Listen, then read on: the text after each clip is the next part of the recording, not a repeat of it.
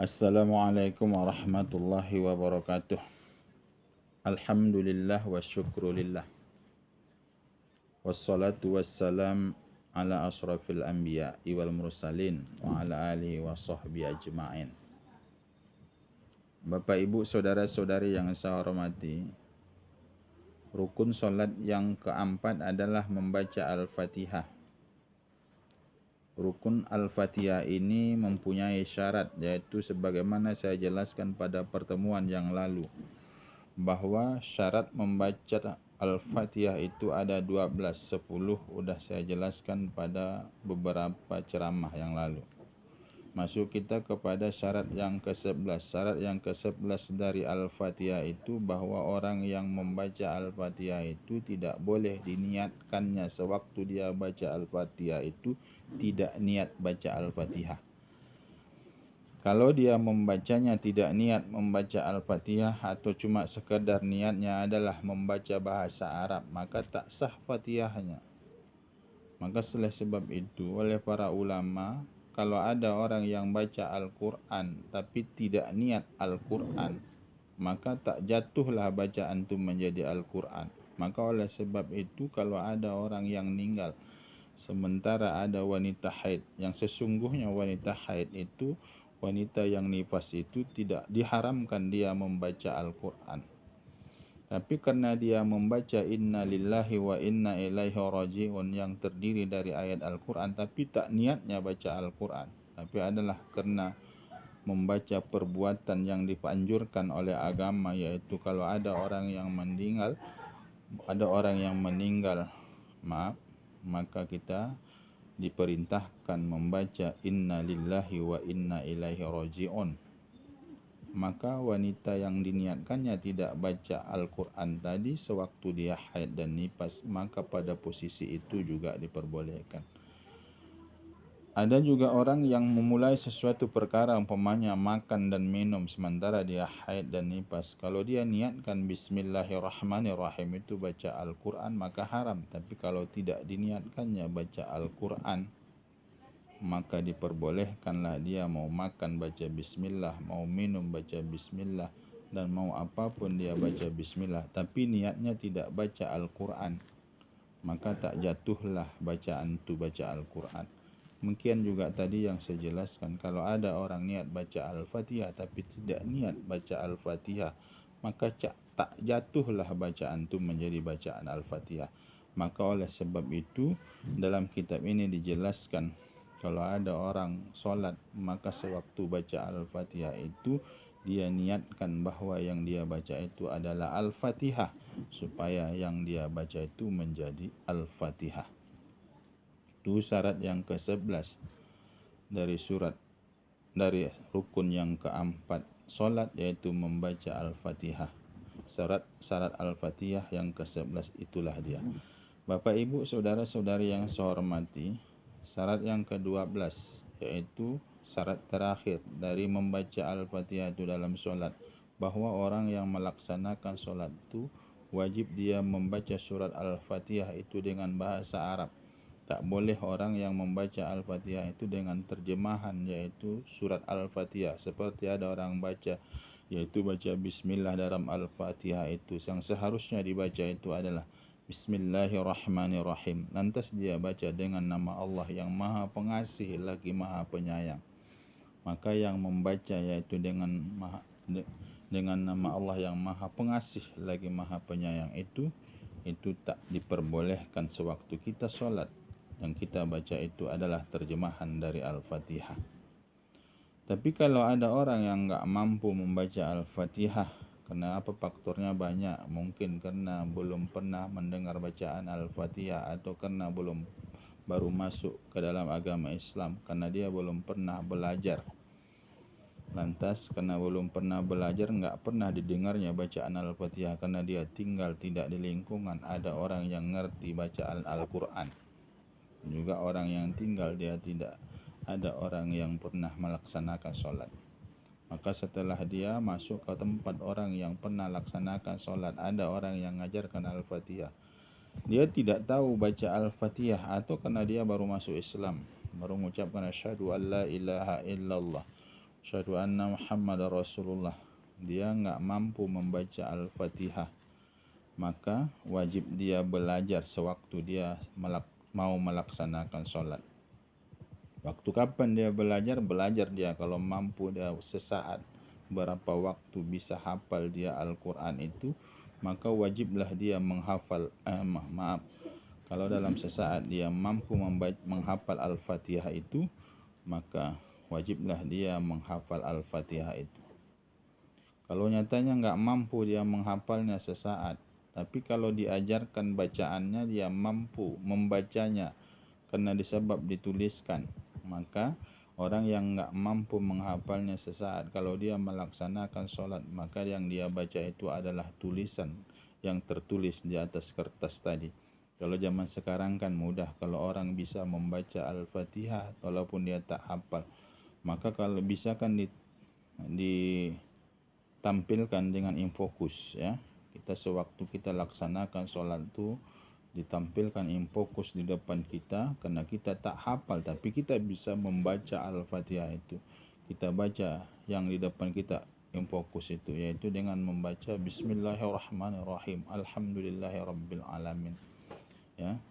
Maka oleh sebab itu kalau ada orang yang mampu yaitu membaca Al-Fatihah, yaitu dengan bacaan, karena dia susah untuk menghafal. Kenapa? Karena dia tidak mampu membaca Al-Fatihah itu dengan hafalan, tapi mampu dia membaca Al-Fatihah itu dengan tulisan, maka orang yang laksanakan sholat itu wajib dia membaca Al-Fatihah itu dengan tulisan. Kalau ada orang yang nggak mampu dengan hafalan, juga tidak mampu dengan tulisan, wajib dia membaca yaitu 7 ayat yang sama dari ayat yang lain dari Al-Quran, yaitu hurufnya tidak boleh kurang, yaitu dari huruf Al-Fatihah. Sebagaimana yang saya jelaskan kemarin bahwa Al-Fatihah itu jumlahnya 156 huruf. Kalau yaitu Malik Yaumiddin, ma-nya itu pakai alif, jumlahnya 156. Kalau tidak Malik Yaumiddin, yaitu cuma baris berdiri tapi tidak ada alif, jumlah hurufnya 155. Maka tidak boleh kurang, yaitu dari yang 155 atau 156 huruf itu sewaktu kita menggantikan Al-Fatihah itu dengan ayat yang lain dari Al-Quran. Bapak, Ibu, saudara-saudari yang saya hormati, dia juga tak mampu, hafal dia juga tidak mampu, bacaan juga tidak mampu, membaca yaitu pengganti Al-Fatihah dengan ayat yang lain dari Al-Quran dia juga tidak mampu, maka dia gantikan Al-Fatihah itu dengan zikir, yaitu 7 bacaan, 7 zikir, yaitu tidak juga boleh kurang dari 7 zikir itu, kurang hurufnya dari Al-Fatihah itu ya, hurufnya yang 156 yang tadi tak boleh kurang dari zikir yang dia baca.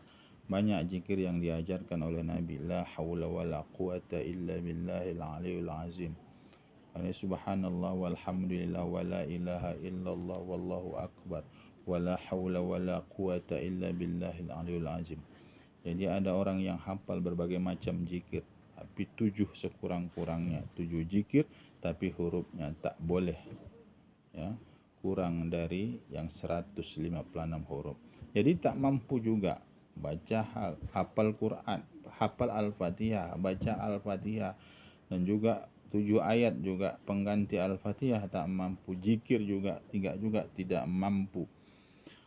Maka seorang itu kalau sudah tak mampu beberapa macam yang saya jelaskan di atas, sekurang-kurangnya dia berdiri yaitu selama Al-Fatihah. Kalau nyatanya menurut adat membaca Al-Fatihah itu 1 menit, maka wajib dia berdiri selama 1 menit, yaitu selamanya seseorang itu baca Al-Fatihah menurut adat. Barulah dia, habis dia berdiri, karena dia tak mampu berapa macam tadi, berdiri dia selama itu, yaitu kemudian setelah berdiri dia selama itu, kemudian dia ruku untuk melaksanakan, maka dihitunglah bacaan Al-Fatihahnya itu selama berdiri lamanya membaca Al-Fatihah menurut adat. Bapak, Ibu, saudara-saudari yang saya hormati, itu yang syarat yang terakhir tadi, yaitu bahwa orang yang melaksanakan sholat itu harus berbahasa, orang yang membaca Al-Fatihah itu harus yaitu berbahasa Arab. Berapa kapan dia bolehnya tidak membaca Al-Fatihah?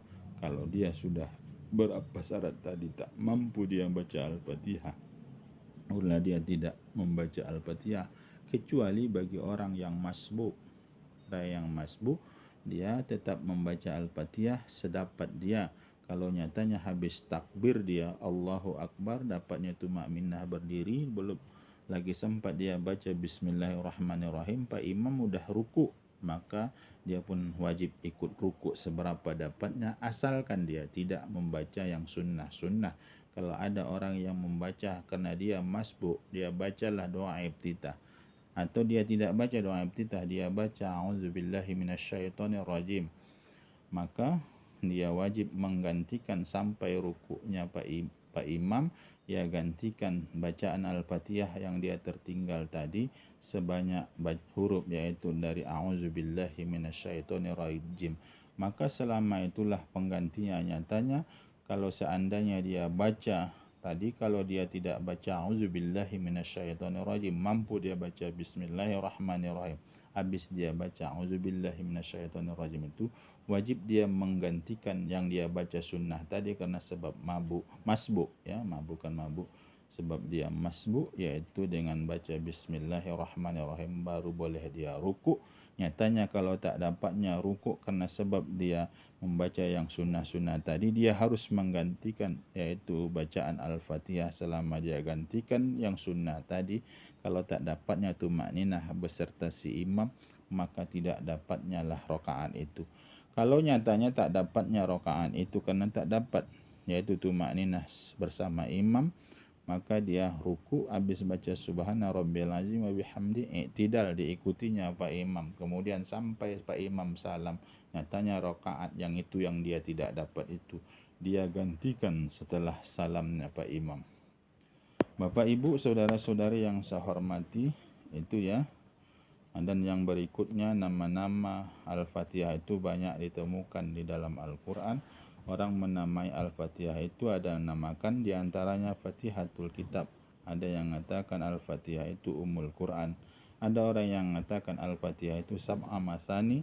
Ada yang mengatakan Al-Fatihah itu Alhamdu. Ada yang mengatakan Al-Fatihah itu Al-Kafiyah. Ada yang mengatakan yaitu Al-Fatihah itu Al-Wafiyah. Ada yang mengatakan Al-Fatihah itu Asy-Syafiyah. Ada yang mengatakan Al-Fatihah itu Asas. Bapak, Ibu, saudara-saudari yang saya hormati, itu ya. Tadi beberapa yaitu nama-nama yaitu surat Al-Fatihah. Adapun hukum membaca bismillah dalam surat Al-Fatihah itu sebagaimana yang saya jelaskan pada pertemuan yang lalu, bahwa bismillah itu adalah bagian dari surat Al-Fatihah. Adapun di surat-surat yang lain sebagaimana dijelaskan dalam